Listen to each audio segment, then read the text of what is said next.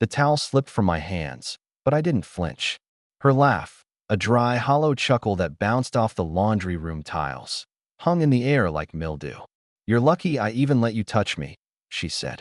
Like I was some leper who'd won a raffle. Like decades of providing, fixing, covering her mistakes, and paying off her credit card messes were just some pathetic tribute she tolerated out of politeness. She turned away, humming, tossing her blouse into the dryer like nothing had happened. I just watched her. Not angry, not even sad. Something quieter, sharper. I folded the last t-shirt, that old one from the state fair we went to, before her veneers, before her Pilates instructor with the stupid name, before she stopped asking how my day was. I folded it with more care than I'd handled her in months. Then I placed it neatly on the stack and walked out. Halfway down the hall, I heard her phone buzz. A giggle, another message, another little compliment from whoever she thought was her escape hatch. Her voice had changed lately when she texted, eerier, like she was suddenly 20 again. I used to like that sound. Now it just reminded me that good liars always enjoy the setup. I passed the hall mirror and caught my reflection. Wrinkled? Sure. Slower than I was at 40? Probably. But I built machines that could carve titanium to half a human hair's width. I ran a team of 20 men who didn't dare miss a measurement. I wasn't some slob begging for scraps of affection. But in this house, I'd become a placeholder. And placeholders don't argue. We execute. Downstairs, in the office, I slid open the bottom drawer.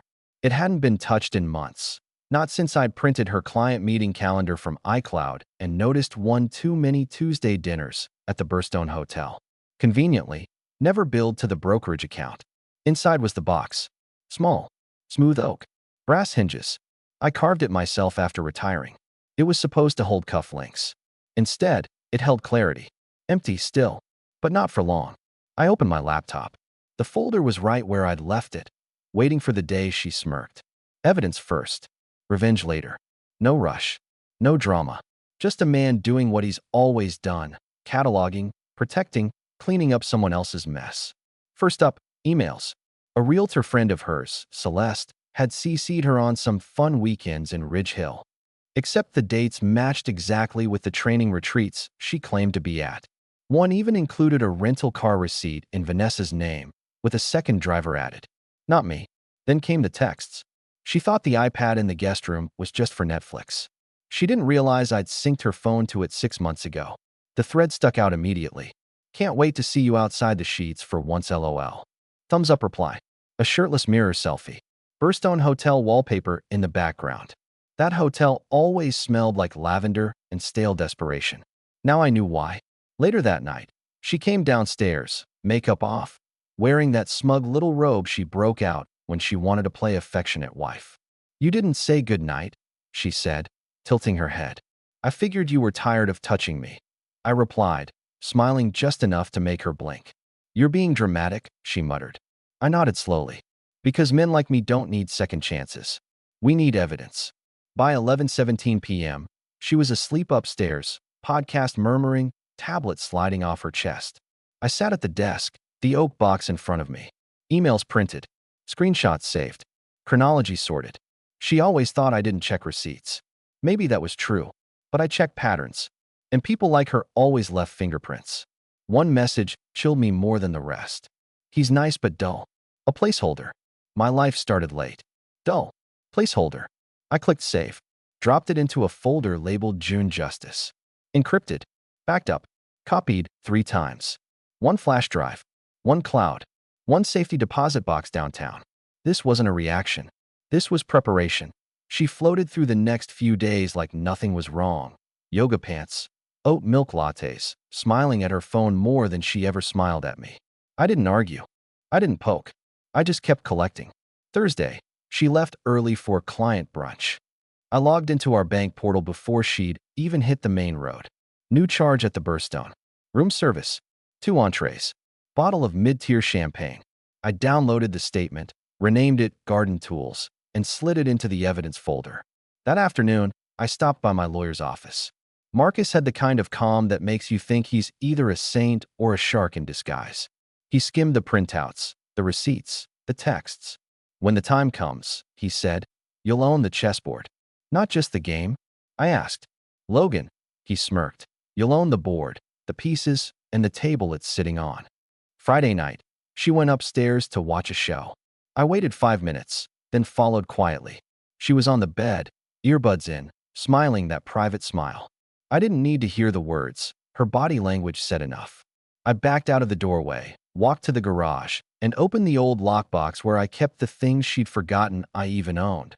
The title to the house in my name, the premarital asset agreements she'd signed without reading, and the prenuptial clause that could turn her champagne brunches into a paper cup of tap water real fast. It's amazing what people sign when they think they'll never need to read it. By Sunday, the box on my desk wasn't empty anymore. It was nearly full. Emails, photos, receipts, call logs, all stacked neatly, in chronological order. And me? I was smiling. Not because I enjoyed this. No, because in this game, she thought I was still playing defense. Sunday dinner used to be her thing. She'd light candles, put on some playlist that made our dining room sound like a mid-priced French bistro, and we'd pretend to be the couple we used to be. That night, though, she was distracted, kept checking her phone every few minutes, chewing with her eyes half on the screen. She caught me watching her and gave a little laugh. Too quick, too forced. What? Just thinking, I said, slicing into my roast chicken. You've been glowing lately. Whatever that Pilates instructor's charging, you should tip him extra. Her fork froze midair. It was less than a second, but it was there, the tiny flinch. Then she smirked. Some of us age better than others. A jab. Nothing new. But she wasn't ready for me to smile back like she'd just handed me the keys to her house of cards. We ate in near silence after that.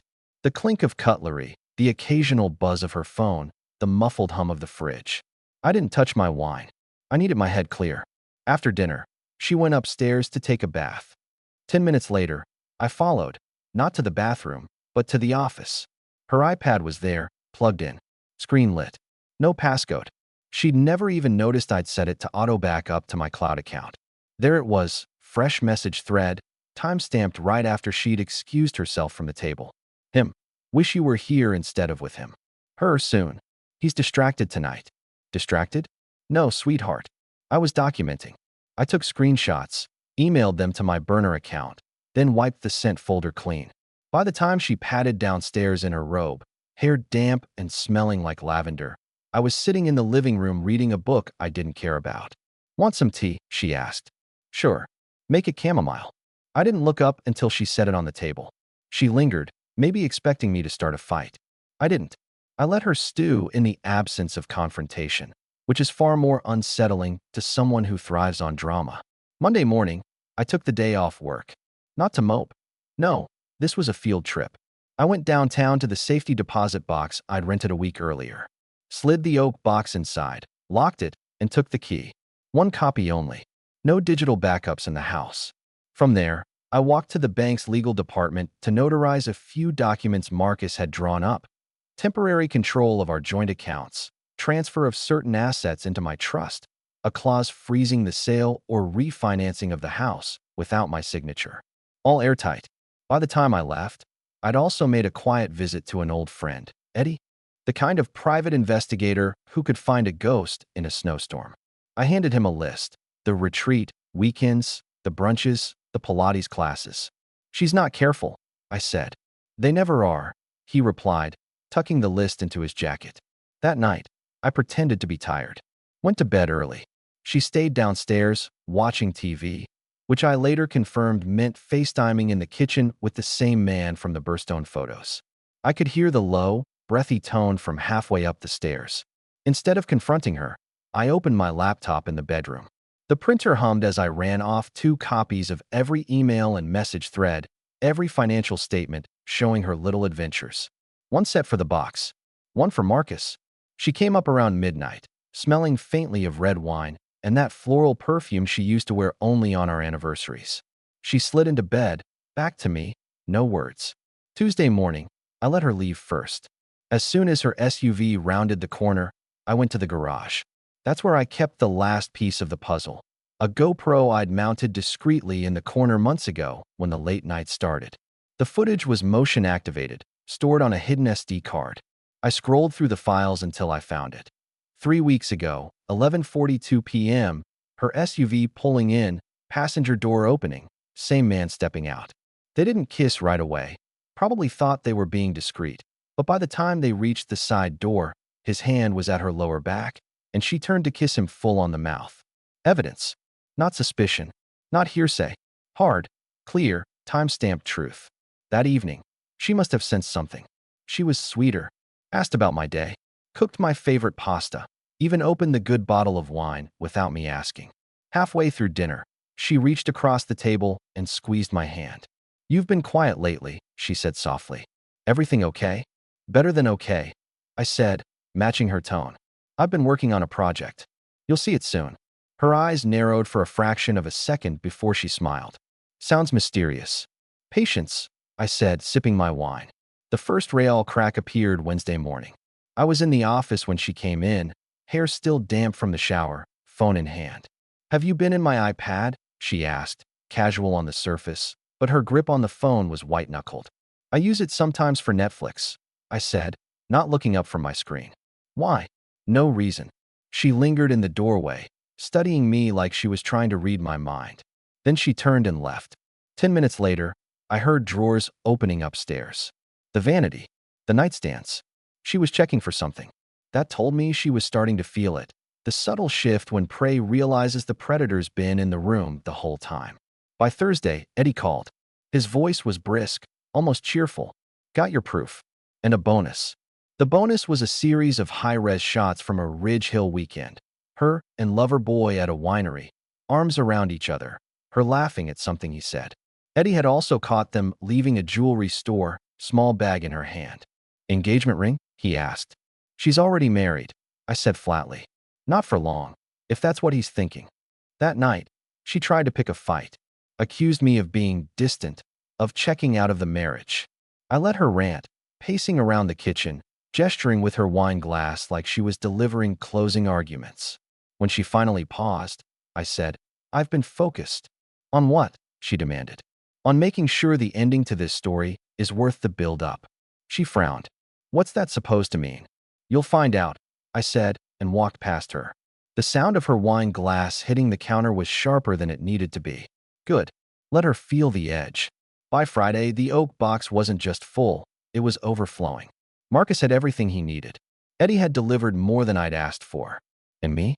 I had a plan that would not only end this marriage, but also ensure she didn't see it coming until the moment it hit.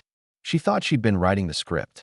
She didn't know I'd already built the stage, set the lights, and was just waiting for the curtain to rise. Saturday morning, she was in full performance mode, hair curled, makeup on, a blouse I hadn't seen in months. Not for me, obviously. She said she had a networking brunch with a few real estate clients. "I might be late," she said, slinging her designer bag over her shoulder. "Take your time," I replied, sipping my coffee. "I've got work to do here." She smiled in that patronizing way, like I was a harmless old dog left at home to guard the porch. She kissed me on the cheek, a practiced peck, and left. The moment the garage door shut, I called Marcus. "Ready?" I asked. "I've been ready since the first email you sent me," he said. Phase 1 wasn't dramatic. Drama is messy. Drama invites chaos. This was about precision. At 9:45 a.m., while she was on her second mimosa, Marcus filed for divorce, grounds, adultery, supported by substantial photographic, financial, and digital evidence. The petition also included a motion for exclusive temporary control of the marital home, a freeze on joint accounts, and an immediate hearing for asset protection. By the time she was laughing over Eggs Benedict, the court clerk had stamped the documents and emailed us the confirmation. Phase 2 was more personal. I drove downtown to meet Eddie. He handed me a flash drive in a small manila envelope. "Everything from Ridge Hill," he said, plus a couple of surprise cameos at the Burstone. I didn't need to look. I trusted his work. But I knew I'd be watching it all later, not out of masochism, but to ensure every detail lined up in the master timeline. Back home, I set the scene. This wasn't just about ending a marriage. It was about control of the narrative. She'd humiliated me quietly, in corners and shadows. I intended to dismantle her facade in the open, where there was no place to hide.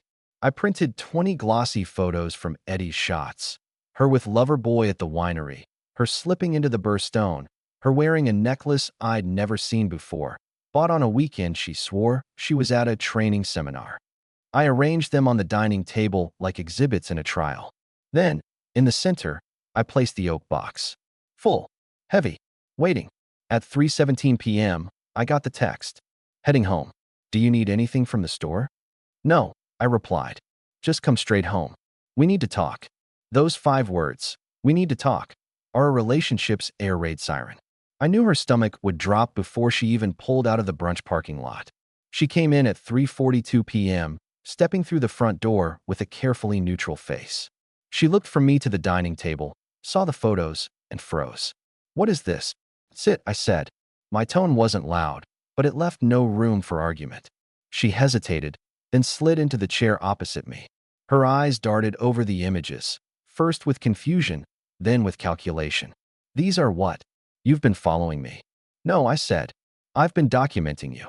Her jaw tightened. This is insane. You're making something out of nothing. I opened the oak box and began sliding items across the table one by one. A hotel receipt with her signature. A printout of her text thread, names, dates, times. A bank statement showing the jewelry store purchase. The GoPro still frame of her and him at the side door, mid-kiss. With each piece, her face shifted, not to shame, but to something closer to strategy. She wasn't looking for a way to apologize. She was looking for an exit. None of this proves anything, she said, voice steady. You're reading into things. I leaned forward. Vanessa, the petition's already been filed. By Monday, the accounts will be frozen, the house under my sole control, and your little Ridge Hill weekends will be a matter of public record. This isn't a negotiation. It's the closing statement. She blinked, and for the first time in weeks, she didn't have a comeback ready. Then she tried the last card in her deck, rage. You think you're going to destroy me? I'll tell everyone you're abusive. I'll have my friends swear you've been controlling, paranoid. Stop. My voice cut through hers like a wire snapping under tension. Every word you say from here on out is just more evidence for me. Keep talking if you want. Her mouth opened, then shut. You always thought I was slow, I continued. That I didn't see what was right in front of me. But the thing about slow men, Vanessa, we don't rush to anger. We take our time. We prepare. And when we move, we don't miss. I stood, leaving her there with the photos spread out in front of her. She stared down at them, breathing just a little faster. I'm not leaving, she said finally, defiance in her voice. You will, I said over my shoulder as I walked toward the office. And when you do, you'll take nothing but what you walked in with. The rest of the afternoon, she stayed upstairs, calling someone, probably him. I could hear the muffled hiss of her voice through the floorboards. At one point, she slammed the bedroom door hard enough to rattle the picture frames. I didn't chase. I didn't yell. I sat at my desk, methodically packing the second set of documents for Marcus. By the time the sun went down, I'd checked every box on my list. The next morning, I woke to the sound of her suitcase zipping. She came downstairs in jeans and a hoodie, hair pulled back. No makeup, no smile. I'm staying with a friend, she said. Take your time, I replied. She grabbed her keys, hesitated at the door, and turned back. You're going to regret this. I almost laughed. I started regretting this marriage years ago. This is the first decision I'm sure of. The door closed behind her. The silence that followed wasn't peaceful yet, but it was mine. At 10 a.m., I met Marcus for coffee, handed him the last of the files. This is airtight, he said after skimming through the stack. It's not just airtight, I said. It's floodproof. He smiled. Then I'll see you in court. That night, alone in the house, I poured myself a drink and stood in the dining room, looking at the empty oak box. For months, it had been a symbol of everything I'd suspected but couldn't prove. Now it was a vault I'd emptied into a strategy so complete, she never stood a chance. The funny thing? I didn't feel triumphant. I felt settled, like I'd just put down the last bag after carrying it for miles. This wasn't revenge yet. This was just the removal of the mask. The real performance, the part she'd never see coming, was still waiting in the wings. By Monday morning, the papers had already been served. Eddie texted me at 8:12 a.m. with a photo. Vanessa in her yoga pants and messy bun, answering the door to a uniformed process server. She wasn't expecting it. Her head was tilted in that incredulous way she used when she thought someone was beneath her. Then she looked down at the envelope, flipped it open, and froze. Eddie said she didn't even invite him in, just closed the door hard enough to rattle the storm frame. I didn't hear from her that day, which was perfect. Silence is the most fertile ground for paranoia. At 11 a.m., I sent the first wave. It was a simple email to her office manager, her assistant, and 3 key clients. Subject line, professional courtesy. In the body, please note that Vanessa will be unavailable for upcoming client meetings as she is currently addressing legal matters. In the interim, I recommend redirecting any inquiries to the firm's senior agents. Thank you for understanding. No details, no accusations, just enough vagueness to send their curiosity spinning. By lunchtime, Eddie called again. She's been blowing up the guy's phone, he said, meaning lover boy. Pacing outside her office, taking calls in her car. Looks like they're arguing. About what? I asked, guessing she's finding out about Ridge Hill receipts and wondering how you got them. Good. Let them stew. That evening, I posted a single photo to my private social media. Her and him at the winery, laughing, timestamp visible in the corner. No caption, no comment. Just enough for friends, family, and acquaintances to draw their own conclusions. The likes and messages started within minutes. People aren't loyal, they're curious. And nothing draws them in like the smell of scandal. Tuesday morning, I got my first message from her. This is harassment. Take the post down or I'll sue. I replied with a single line. Truth is an absolute defense. She didn't write back. By midweek, Marcus had secured the temporary order for exclusive use of the house. That meant the locks were changed by Friday, and her key card for the garage no longer worked.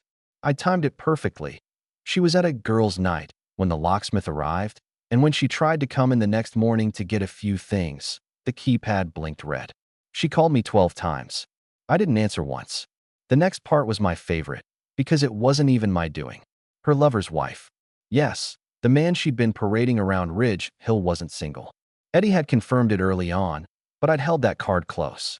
A discreet package sent to her house, photos, receipts, and one particularly smug selfie of him and Vanessa in matching robes at the birthstone. Within 2 hours, Eddie reported the fallout, screaming match in the driveway, suitcase on the lawn, lover boy driving off in a car that wasn't his usual. That was the beauty of truth. It multiplies damage without any extra effort. By Friday, she was staying with Celeste, the realtor friend who had covered for her in a few of those emails.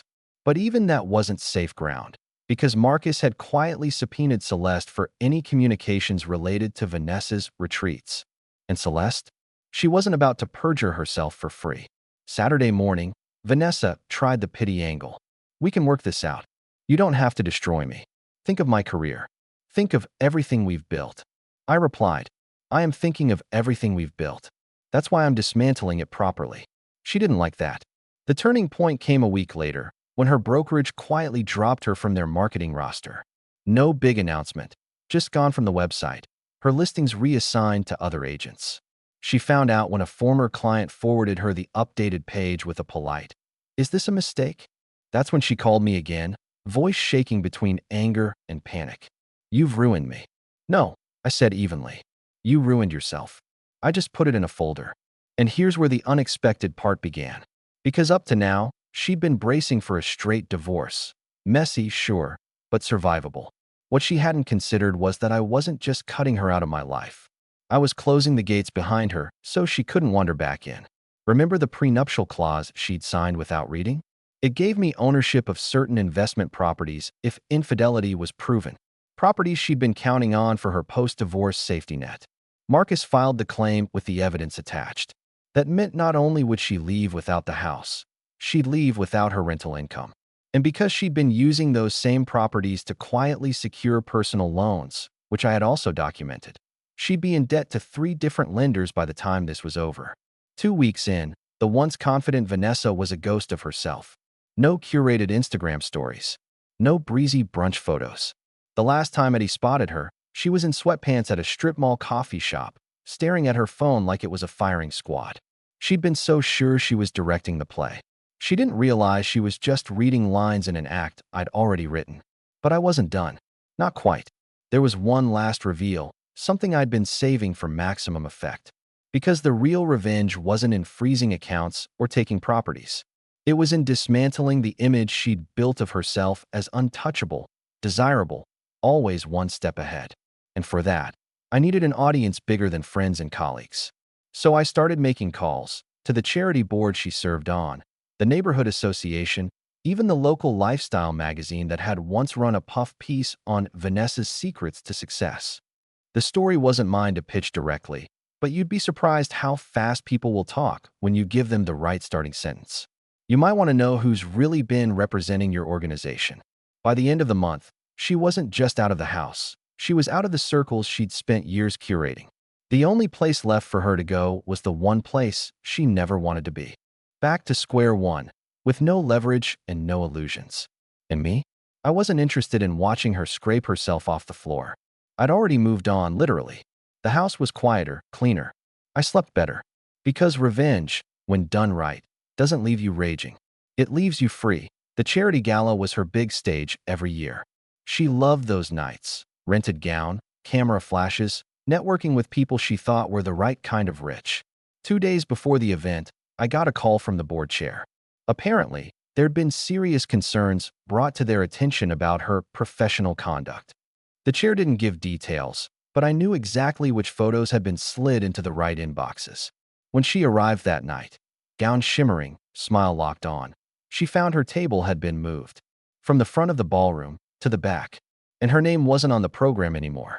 Eddie told me she stayed for exactly 46 minutes, sipping champagne alone before disappearing out the side entrance. The first time in years she'd left without a single photo for Instagram. I didn't post a thing. I didn't have to. Silence is more humiliating when you're used to applause. Her lover? Remember him? Turns out, his wife wasn't content to just toss him out. She went nuclear, filed her own divorce, listed Vanessa in the court record as the primary cause of marital dissolution, and attached exhibits. The kind that leave no wiggle room. Those records were public. And once public, they were fair game. When Marcus slid them into our case file, they became more than gossip. They became part of the official chain. Proof of a pattern of conduct that made the property clause in our prenup bulletproof. That same week, the court granted my claim to the rental properties. She got nothing.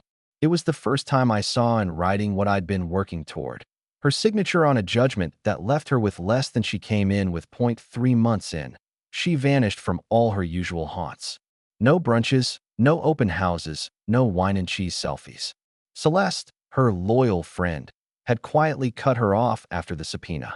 Eddie told me Vanessa was staying in a short-term rental across town, the kind marketed as artist lofts, but really just converted warehouses with cheap paint jobs. I could have left it there. I'd already won, but I wanted an ending. Something that made sure the next time she looked in the mirror, she'd remember that I had ended the story, not heard IT happened on a Tuesday. I'd arranged for the closing of one of my rental properties, the Crown Jewel, a corner unit in the historic district. The buyer? A small firm that turned high-end spaces into boutique offices. Vanessa had always loved that building. Said once that if she ever had her own firm, she'd set up there. When the deal closed, I sent her a single, short message with a photo of the new brass nameplate being mounted by the door. Owned, managed, and renovated by someone who finishes what they start. That was it. No gloating. No insults. Just the truth. And the knowledge that her dream space now belonged to the man she thought she could turn into a placeholder. I never heard back. Not a call, not a text. And that's how it ended. Not with her screaming in a courtroom or posting some tearful video online, but with her going completely silent. Which, in the end, was all I wanted. Not her apology. Not even her downfall. Just the quiet. The kind you get when the last piece of a long game clicks into place, and you know you'll never have to hear that laugh. That dry, hollow, mildew in the air laugh again.